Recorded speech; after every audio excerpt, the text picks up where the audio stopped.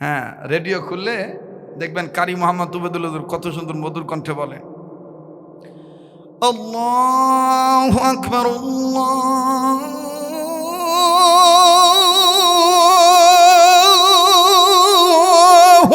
আকবার।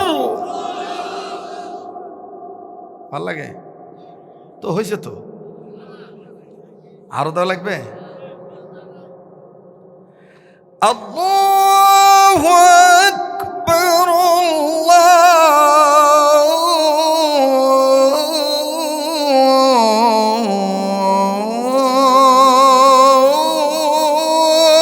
আল্লাহু আকবার।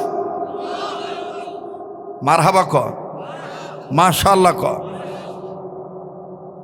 এই তো খুব ভালো লাগতেছে আপনাদের। নিজের একটা সন্তানকে এরকম কারি সাহেব বানানো দরকার আছে না নাই? তাহলে এই মাদ্রাসার দরকার। ঠিক আছে, এই মাদ্রাসার ছাত্র দিবেন, পারবেন ইনশাল্লাহ? আশহাদু আল্লা ইলাহা ইল্লাল্লাহ,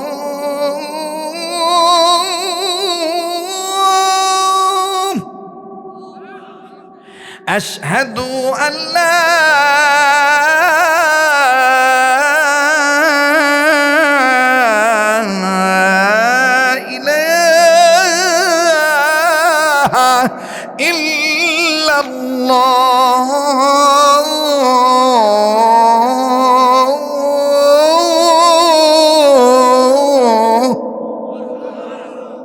অনেকে কয় এটা মক্কা মদিনা সুর। না ভাই, এটা বাঙালি সুর।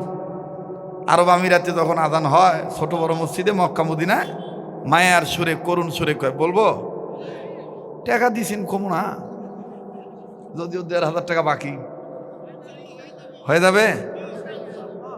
আল্লাহ তুমি কবুল করো, জোরে কোন আমিন। দেখবেন মক্কা মদিনায় কি মায়া করে বলে, আল্লাহু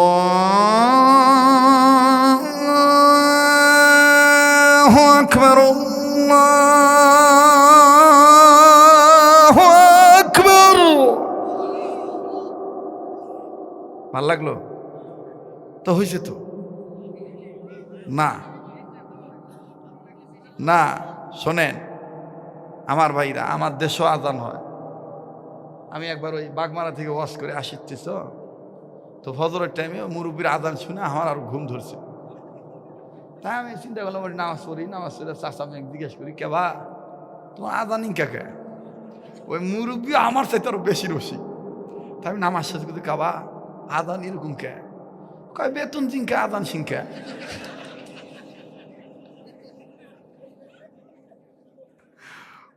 বেতন দিনকে আজান সিংকে। তা আমি কই কেবা কেমন বেতন কেমন? কয় বছরে ৬ মণ ধান আর ৪,০০০ টাকা। তা আজান তো ইনকাই হবে। আজানটা কেমন? আসসালাতু খায়রুম মিনান নাওম। আছে না নাই? কথা কর। আজান হলো ইসলামের দাওয়াত, এটাকে শুদ্ধ করে দিতে হবে। আর এই শুদ্ধ করতে গেলে গায়ের জোরে আজান দিলে হবে না, আলেম ওলামার সহবতে থেকে সই করা লাগবে। কথা কোন ঠিক কিনা? গলা থাক আর না থাক, শুদ্ধ করে বলতে হবে, আল্লাহু আকবার, আল্লাহু আকবার, আল্লাহু আকবার, আল্লাহু আকবার। কষ্ট হচ্ছে আপনাদের? যাই হোক, কষ্ট পেয়ে থাকলে মাফ করে দিবেন, বেঁচে থাকলে আবার দেখা হবে। বাবা, মদিনার 2 লাইন কি তেলাওয়াত! হ্যাঁ, আগে যদি জানতাম যে 100 টাকা দিয়ে এত এত সিলাবো, তো তোর টাকা ঘুরুর দিন নেবা।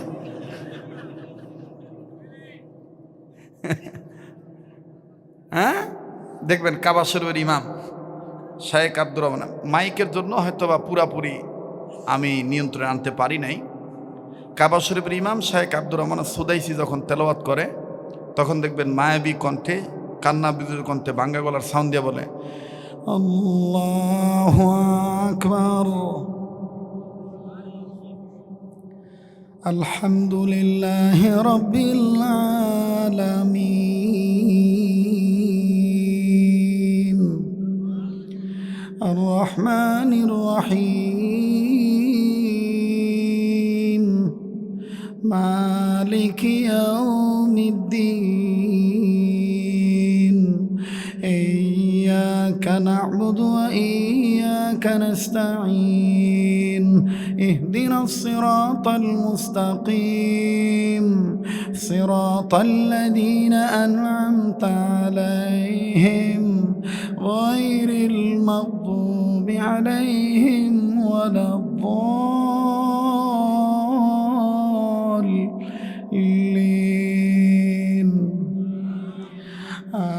آمين القارعة ما القارعة وما أدراك ما القارعة يوم يكون الناس كالفراش المبثوث وتكون الجبال كالعهن المنفوش فأما من ثقلت موازينه فهو في عيشة راضية মারহাবা কোন আরেকজন ইমাম আছেন এখন যদি উনি অব্যাহতি নিছেন শেখ আব্দুর রহমান সোরাই উনি মোটা গলায় পড়ে আল্লাহু আকবার আলহামদুলিল্লাহি রাব্বিল আলামিন الرحمن الرحيم مالك يوم الدين إياك نعبد وإياك نستعين اهدنا الصراط المستقيم صراط الذين أنعمت عليهم غير المغضوب عليهم ولا الضالين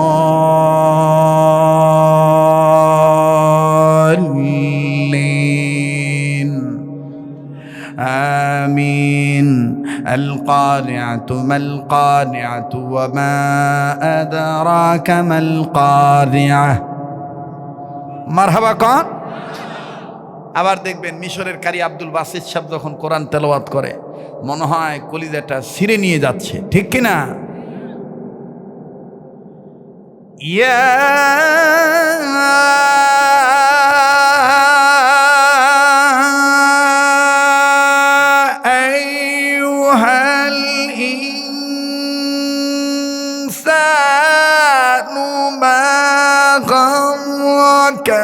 بربك الكريم الذي خلقك فسواك فعدلك মারহাবা কোন খালি মানুষেরটা শুনে পাগল হয় না হয় না এটা নাতিক একটা সন্তানে এরকম শিখাবেন ইনশাআল্লাহ আল্লাহ কবুল করেন জোরে কোন আমিন অনেক কষ্ট দিছি ভাই আমার টার্গেট ছিল 9:30টার মধ্যে শেষ করে দিব সেখান থেকে 1 ঘন্টা বাড়েন কারণ আলেমরা যে স্টেজে থাকে ওই স্টেজে বরকত কে দেয় আল্লাহ দেয় আল্লাহ কবুল করেন জোরে কোন আমিন বাবা বসো দোয়া হয়ে যাবে সবাই বসো ভাইজান যারা দাঁড়িয়ে আছেন বাবা ভাইয়া বসো দোয়া হবে ভাইয়া সবাই নিয়ত করে দোয়া করবেন তবে দোয়ার আগে আপনাদেরকে ওলামায়ে কেরামের পক্ষ থেকে আপনাদেরকে কি বাবা কি জানি বললেন হাতো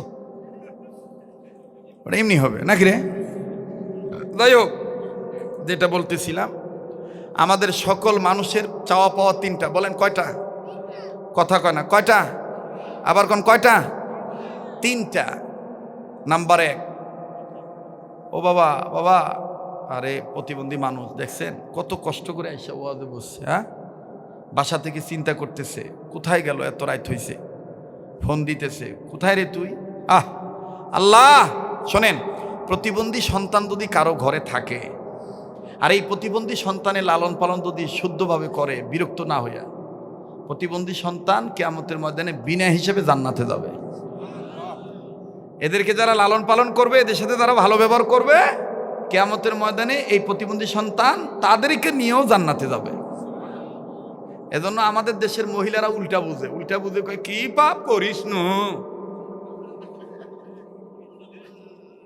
মহিলার এরকম কনা কি পাপ করিস নু মরার আল্লাহ আমার ঘরত এটা দিল চলবাও পারে না ফিরবাও পারে না ও চলাবার দে আমারই চল অচল হইয়া গেল কথা কয় না।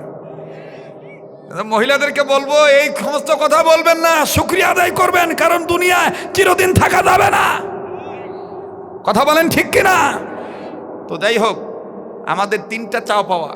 কয়টা চাও পাওয়া? নাম্বার 1, কম খাই আর বেশি খাই, সারা জীবন সুস্থ থাকতে চাই, ঠিক কিনা? নাম্বার 2, টাকা কম থাক আর বেশি থাক, মৃত্যু পর্যন্ত কারো কাছে যেন অভাবের তাড়নায় হাত পাততে না হয়। নাম্বার 3, মুসলমানের সন্তান হিসাবে যেদিন মারা যাব কালেমা পড়তে পড়তে ইমানের সহিত মৃত্যুবরণ করতে চাই। এই তিনটা সম্পদ চান কে কে? নারায়ে তাকবীর, হাত নামান। এবার আমার সাথে বলেন, আমার শায়েখের শিখানো দোয়াটা বলেন, ইয়া আল্লাহ। হয় না, হয় না, মা বোন বাড়ি থেকেই সুন্দর করে গুনগুন করে বলবেন, বাবারা ভাইরা সবাই, ইয়া আল্লাহ, ইয়া আল্লাহ, রোগ মুক্ত জীবন, ইয়া আল্লাহ, অভাব মুক্ত জীবন, ইয়া আল্লাহ, ঈমান যুক্ত মরণ আমাদের নসিব করেন। জোরে বলেন আমিন। এই তিনটা সম্পদ পাবেন যদি আপনি একটা সুন্নত আজকে থেকে, সব সুন্নতই বরকতওয়ালা, কিন্তু বিশেষ করে আবু দাউদ শরীফের হাদিস, রাসূল করিম সাল্লাল্লাহু আলাইহি সাল্লাম বলেছেন, খানা খাওয়ার আগে পরে টোটাল সুন্নত হলো 17টা। খুব খেয়াল করেন, কয়টা? খাবার খাওয়ার আগে পরে কয়টা সুন্নত? টোটাল কয়টা? 17টা। এর মধ্যে 4 নাম্বার সুন্নত, খানা খাওয়ার আগে পরে 2 হাত কবজি পর্যন্ত ধৌত করা। বলেন কয় হাত? আবার বলেন, আবার বলেন, কোন পর্যন্ত? কখন কখন বাবা? খাওয়ার আগে। এবং এই সুন্নত মুসলিম যে নন নারী পালন করবে, আল্লাহর নবী বলেন, আমার ওই উম্মত যতদিন বেঁচে থাকবে আল্লাহ পাক তাদেরকে মরণ পর্যন্ত মরণ ব্যাধি, জটিল কঠিন ক্যান্সার, মহামারী, ভাইরাস তাদেরকে স্পর্শ করতে দিবে না। সুবহানাল্লাহ কর। নাম্বার 2, তাদের যদি ঋণ থাকে, ঋণের বোঝা, দেনা, এই সুন্নত পালনের বরকতে আল্লাহ তাআলা গায়েবী খাজানা থেকে আল্লাহর সাহায্য দ্বারা আল্লাহ ওই বান্দাবান্দির ঋণ পরিশোধ করার ব্যবস্থা করে দিবে। নাম্বার 3, সুন্নতলা উম্মত হওয়ার বরকতে মরণের সময় কালেমা পড়তে পড়তে ইমানের সহিত মৃত্যুবরণ করবে। শেষ ভালো যার। তাহলে আজকে থেকে এই সুন্নত পালন করবো তো ইনশাল্লাহ? আবার বলেন, পারবো তো ইনশাল্লাহ? একটু মুখস্থ করেন তো বাপ ভাইরা, কয় হাত, কোন পর্যন্ত, কখন কখন? নিজে পালন করব, বাচ্চাদেরকে শিক্ষা দিব, যেখানেই বসবো তবলিগ করব স্লোগান হবে, সুন্নত আছে যেখানে উম্মত আছি, সুন্নত আছে যেখানে উম্মত আছি সেখানে। এখন আপনারা বলেন, আজকের এই ওয়াজ মাহফিলে সামিয়ানা থাক আর না থাক, শিক্ষা কিছু পাওয়া গেছে কি যায় নাই? অনেক কিছু জানা গেছে কি যায় নাই? যেটা মানার জন্য সহজ হবে। মূল কথায় ফেরত যাই, মাদ্রাসার শিক্ষা ব্যবস্থা সফল হইতে গেলে কয় গুণ? 3 গুণ, বৈশিষ্ট্য, আদর্শ, উদ্দেশ্য। এই 3টা গুণ যে মাদ্রাসায় থাকবে ওই মাদ্রাসা শিক্ষা ব্যবস্থা সফল। আল্লাহ তাআলা আমাদেরকে 3 গুণে গুণান্বিত হয়ে দ্বীনের শিক্ষা আল্লাহ তাআলা দীক্ষা অর্জন করে মকবুল বান্দা হওয়ার তৌফিক দান করেন। বলেন আমিন। যেই সুন্নতের প্রশিক্ষণ আপনারা দিলেন, এইরকম সহস্রাধিক সুন্নত, শত শত সুন্নত আমি লিখেছি। আমার ভাইরা ওলামায়ে কেরামের পরামর্শ অনুযায়ী এই কিতাবের মধ্যে আছে। আপনারা যারা মনে করেন যে বাড়িতে বরকত নাই, অশান্তির শেষ নাই, বাবা হয়ে ছেলে মেয়ের জন্য একটা কিতাব নিয়ে যাবেন, স্বামী স্ত্রী তালিম করবেন, কিভাবে টুপি মাথায় দিবে বা কিভাবে গায়ে কাপড় পরিধান করবে, কোন পায়ের স্যান্ডেলটা আগে পরবে, কোনটা আগে খুলবে, এই সহজ সহজ সুন্নত এই কিতাবটার মধ্যে দেওয়া আছে। এবং এবছর একটি কিতাব লিখেছি, আর কয়েকটা লিখেছি, মৃত মানুষ কথা বলে। হ্যাঁ, কোরআন হাদিস থেকে সুন্দর সুন্দর আলোচনা তথ্য দেওয়া আছে। প্রতিটি কিতাবের মূল্য মাত্র 100 টাকা। প্রত্যেকটা কিতাবের ভিতরে আমার মোবাইল নাম্বার, হোয়াটসঅ্যাপ নাম্বার, যোগাযোগ ব্যবস্থা দেওয়া আছে। আমার ভাইরা কত টাকা পয়সা কত টাকা নষ্ট করেন বাবা হয়ে, ছেলে মেয়ের জন্যে, ভাই হয়ে, বোনের জন্যে, পারিবারিক কর্তা হয়ে, পারিবারিক সদস্যদের জন্যে একটা কিতাব নিয়ে যাবেন। যা শুনে গেলেন বাসায় নিয়ে এটা আরও ভালো করে মোতালা করে স্টাডি করে আপনারা পালন করবেন, দেখবেন ঘরটা নুরানি হবে। আলেমদের সোহবতে থাকলেও বরকত পাওয়া যায়। বাবা, জাহান্নাম থেকে উম্মতে মোহাম্মদীদের বাঁচার পথ কয়টা? 4টা। আলেম হওয়া, আলেমের ছাত্র হওয়া, আলেমের কথা শোনা, আলেমকে মহাব্বত করা। যাদের অন্তরে মহাব্বত আছে ইনশাল্লাহ এই মহাব্বতের বহিঃপ্রকাশ ঘটাবার লক্ষ্যে একটা কিতাব নিয়ে যাবেন। এটাও হাসরের ময়দানে নাজাতের উসিলা হতে পারে। আল্লাহ আমাদের সবাইকে কবুল করেন, আল্লাহ আমাদের সবাইকে মাফ করে দেন। বলেন আমিন।